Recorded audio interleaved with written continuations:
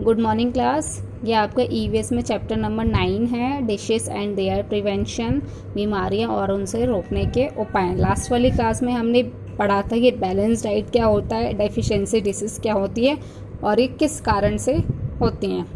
तो आगे आपका यहाँ पे कुछ डेफिशिएंसी डिसीज के बारे में बताया गया है कि हम उसे कैसे कंट्रोल कर सकते हैं, ये बीमारियाँ कैसे फैलती हैं और उसको हम कैसे कंट्रोल कर सकते हैं। तो फर्स्ट है आपका प्रोटीन कैलोरी मलन्यूट्रिशन, यानी कि प्रोटीन और कैलोरी की जो कुपोषण होता है, प्रोटीन की कमी के कारण जो रोग होता है जिसे हम पीसीएम कहते हैं, उसके बारे में। This kind of deficiency affect children below the age of 5 years, यानी कि ये जो बीमारी होती है वो 5 साल से कम बच्चों में होती है। The 2 most common diseases caused due to such malnutrition और मरसमस आर मरसमस एंड क्वाशियोकोर, यानी कि कुछ बीमारियां जो होती हैं, सिर्फ 2 बीमारियां ऐसी होती हैं जो इन सारे कुपोषण के कारण होती है। कौन कौन सी? एक मरसमस और सेकंड क्वाशियोकोर। क्वाशियोकोर क्या होती है? Kwashiorkor is cause due to severe deficiency of protein. Kwashiorkor एक ऐसी बीमारी होती है जो प्रोटीन की कमी के कारण होती है। It effect children in the age group of 1 to 3 years. ये जो बीमारी होती है वो 1 से 3 साल के बच्चों के ग्रुप में पाई जाती है, यानी कि जो बच्चे 1 साल से 3 साल के बीच में होते हैं उस ग्रुप में ये वाली बीमारी ज़्यादा फैलती है। Its main symptoms are loss of appetite, pot belly due to the enlarged liver. इसका मुख्य लक्षण क्या होता है कि हमारा जो पेट होता है, या तो इसमें क्या होता है कि जो पेट होता है वो बहुत ज़्यादा फूलने लगता है, यानी कि पेट हमारा मोटा मोटा हो जाता है, क्योंकि लीवर जो होता है वो थोड़ा बड़ा होना स्टार्ट हो जाता है। स्वॉलन बॉडी, हमारी जो बॉडी होती है वो सूजने लगती है, ब्रोकन टूटने लगती है, इन स्केली स्किन, और जो हमारी स्किन होती है वो फटने सी लगती है। स्टंटिंग ग्रोथ, जो हमारी ग्रोथ होती है यानी कि बढ़ना जिसे कहते हैं, वो भी रुकने लगती है। थिन कर्व्ड लेग्स, जो पैर होते हैं वो पतले पतले से हो जाते हैं और टेढ़े मेढ़े हो जाते हैं। हेयर फॉल, बाल गिरने लगते हैं। रिपीटेड डायरिया, और बार बार डायरिया होने लगता है, यानी कि पेट खराब होने लगता है, अतिसार होने लगता है। ठीक है, this dishes can be prevented. इस डिशेज को हम कैसे रोक सकते हैं? फर्स्ट है feeding the baby with skimmed milk at regular interval, यानी कि थोड़ी थोड़ी दूरी पे, थोड़ी थोड़ी देर के बाद हमें बच्चे को दूध पिलाते रहना चाहिए। If the baby is being breastfed, अगर बेबी अपनी माँ का दूध पीता है, then the mother should take a protein rich diet daily, तो उनकी माँ को यानी कि उनकी मम्मी को जिसमें ज़्यादा प्रोटीन पाया जाता है उस भोजन को ज़्यादा खाना चाहिए। सेकेंड है giving hygienic food to the baby और द चिल्ड्रन, और बच्चे को जिसमें प्रोटीन ज़्यादा पाया जाता है उस भोजन को ज़्यादा खिलाना चाहिए।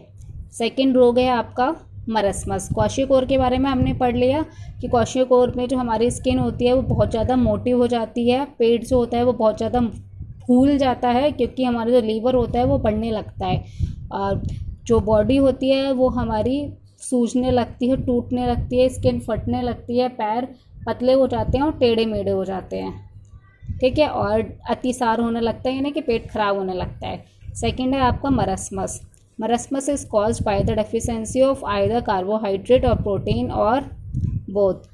मरसमस जो रोग होता है वो कार्बोहाइड्रेट की कमी के कारण होता है, या फिर प्रोटीन की कमी के कारण होता है, या फिर दोनों की कमी के कारण हो जाता है, यानी कि कार्बोहाइड्रेट और प्रोटीन दोनों की कमी के कारण ये वाला रोग हो जाता है। It main symptoms are extreme weakness, wasting of muscles, dry, thin and wrinkled and rigid skin. इसका मुख्य लक्षण क्या है? बच्चे में बहुत ज़्यादा कमज़ोरी हो जाती है, जो मसल्स होती हैं वो वेस्टिंग होने लगती है, यानी कि सिकुड़ने लगती हैं, ड्राई सूख जाती हैं, बच्चा पतला होने लगता है, और जो उसकी स्किन होती है वो सिकुड़ने लगती है, बिल्कुल झुर्रियाँ होने लगती हैं।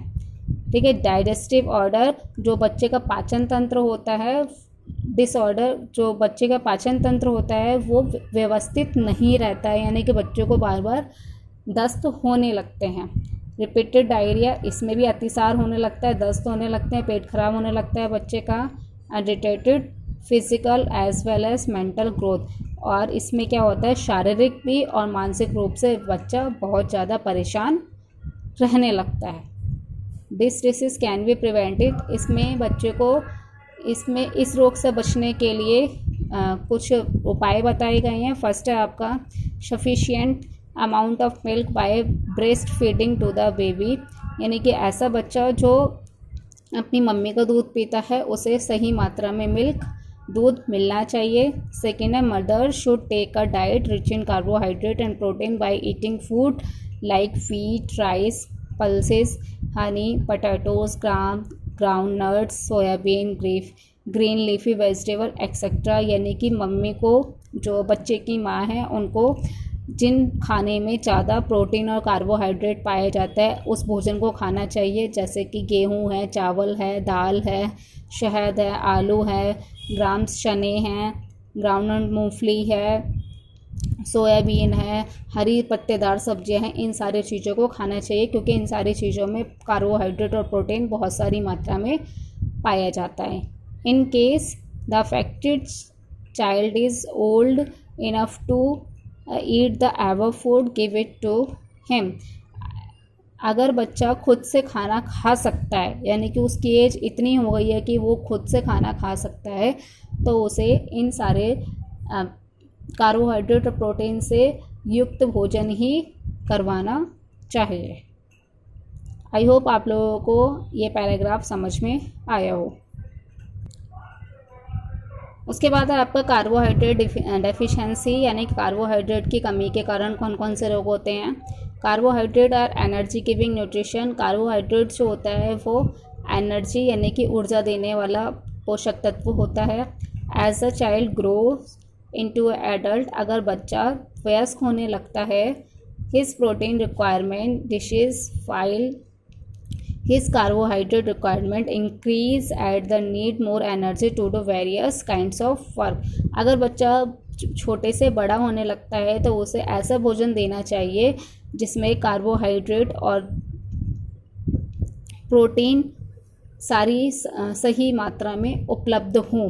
ठीक है, सबसे ज़्यादा कार्बोहाइड्रेट हो, क्योंकि कार्बोहाइड्रेट जो होता है वो किसी भी काम को करने के लिए ऊर्जा हमें प्रदान करता है।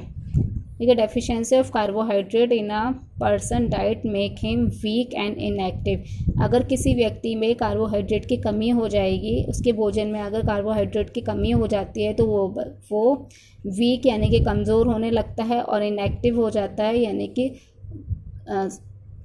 दुरुस्त रहने लगता है, सुस्त सा रहने लगता है। He get tired easily and become irritable, वह जल्दी जल्दी थक जाता है और इरिटेबल यानी कि बहुत ज़्यादा चिड़चिड़ापन उसके अंदर आ जाता है। To fulfil the deficiency of carbohydrate food items such as, carbohydrate की कमी को पूरा करने के लिए हमें ऐसा भोजन देना चाहिए जिसमें कार्बोहाइड्रेट बहुत सही मात्रा में उपलब्ध हो, जैसे कि राइस है, पोटैटो है, शुगर है, ब्रेड है, पीस है, चपाती है, हनी है। इन सारी चीज़ों को हमें अपने भोजन में मिलाना चाहिए।